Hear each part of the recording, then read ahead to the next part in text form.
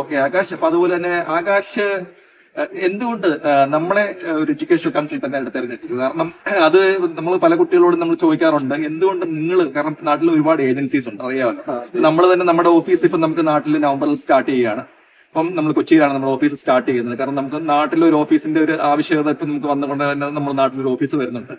പക്ഷെ ഈ നാട്ടില് വേറെ ഒരുപാട് എഡ്യൂക്കേഷണൽ കൺസൾട്ടൻസീസ് ഉള്ള സമയത്ത് എന്തുകൊണ്ട് നമ്മളെ ചൂസ് ചെയ്തു?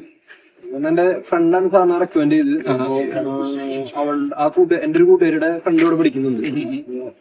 സാറിന്റെ കോണ്ടാക്ട് ഒക്കെ അപ്പൊ പറഞ്ഞു ഇവിടെ ഉള്ള ആയതുകൊണ്ട് നമുക്ക്, എനിക്കിപ്പോ സാറിന്റെ പേപ്പർ വർക്ക് ഒരു ബുദ്ധിമുട്ട്, എനിക്കൊരു കാര്യം അറിയണ്ടെന്നില്ല. എല്ലാ കാര്യങ്ങളും അടിപൊളിയായിട്ട് ചെയ്ത്. പിന്നെ അവര് അങ്ങനെ പറഞ്ഞു.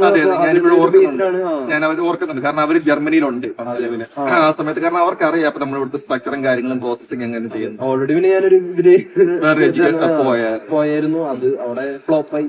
അങ്ങനെ കറക്റ്റ് ആയിട്ട് കണക്റ്റഡ് ആയത്. അതുകൊണ്ട് തന്നെയാണ് സംസാരിച്ചപ്പോഴൊരു ഓക്കെ. അതുകൊണ്ടാണ് ആ ഫ്രണ്ട് കോൺടാക്ട് ചെയ്യുന്ന സമയത്ത് ഈ കാര്യങ്ങളെ കുറിച്ച് സംസാരിക്കുന്നത്. കാരണം എന്നിട്ട് വേണമല്ലോ, അതിനുശേഷമാണ് ഞാൻ മദറിനോട് സംസാരിക്കുന്നത്. കാരണം ഇങ്ങനെ ഒരു ഇഷ്യൂ നേരത്തെ ഉണ്ടായതുകൊണ്ട് ഇനി ഒരു പ്രോപ്പർ ആയിട്ടുള്ള ഒരു ഗൈഡൻസ് വേണമെന്ന് നിങ്ങൾ ആഗ്രഹിച്ചു. അപ്പൊ അതുകൊണ്ട് തന്നിട്ടുണ്ട്.